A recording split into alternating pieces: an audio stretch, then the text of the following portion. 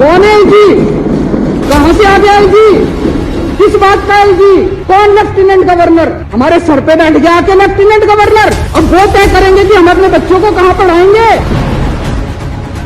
BJP वालों के कितने एमपीज ऐसे हैं, ये पूरी लिस्ट है, जो खुद विदेशों में पढ़ के आए। ये बच्चे हैं कैबिनेट मिनिस्टर के, बीजेपी वालों के बच्चे, जिन जिन के बच्चे अभी विदेशों में। तो अगर तुम अपने बच्चों को अच्छी शिक्षा देना चाहते हो तो गरीबों के बच्चों की अच्छी शिक्षा के खिलाफ क्यों होते हैं? अगर हम अपने बच्चों को, गरीबों के बच्चों को अच्छी शिक्षा देना चाहते हैं, अपने बच्चों को अच्छी शिक्षा देना चाहते हैं, तो तुम रोकने वाले कौन हो? ये एक फ्यूडल माइंडसेट है कि गरीबों को अच्छी शिक्षा नहीं मिली। एलजी साहब ने लिखा है इंडिया में करा लो ट्रेनिंग। ये एलजी साहब की नोटिंग है, इंडिया में करा लो ट्रेनिंग। अरे क्यों करा ले इंडिया में ट्रेनिंग? गरीबों के बच्चे कम है किसी से, क्यों करा ले? हम तो अपने बच्चों को फिनलैंड भेजेंगे। इन लोगों ने हमारे बच्चों को पढ़ने नहीं दिया, ये तो सामने आ गया, नंगे हो गए ये लोग। बड़ी मजे की बात है, एलजी साहब के पावर नहीं है ये करने। सुप्रीम कोर्ट ने 4 जुलाई 2018 को ये ऑर्डर पास किया था, the lieutenant governor has not been entrusted with any independent decision making power. Supreme court को पता था एक बार लिखने से नहीं मानेगा, उन्होंने 2 बार लिखा। There is no independent authority vested in lieutenant governor to take decision. मैंने कहा सर सुप्रीम कोर्ट ये क्या कहते हैं? हाँ सुप्रीम कोर्ट की अपनी राय हो सकती है। मैंने कहा सर आप कौन है? मेरे को तो जनता ने चुन के भेजा।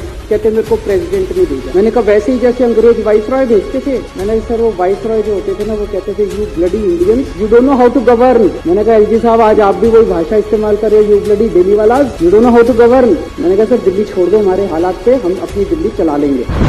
के एमसीडी चुनाव के नतीजे 7 तारीख को आए थे। उसके 2 महीने पहले से सारे डॉक्टरों की तनख्वाह बंद कराई, सारे मोहल्ला क्लिनिक के रेंट बंद करा दिए। बड़ी मजे की बात है कि 7 तारीख को नतीजे है, 8 तारीख को मोहल्ला क्लिनिक की सारी पेमेंट हो गई। तो नीयत खराब थी। मैंने सर बोला, मैंने कहा सर सारे अफसर दबी जुबान में कह रहे हैं कि एलजी के ऑर्डर थे। कहते मैंने ऐसा नहीं किया। मैंने कहा सर अगर आपने ऐसा नहीं किया तो सारे अफसरों को सस्पेंड करें। आज तक सस्पेंड नहीं किया।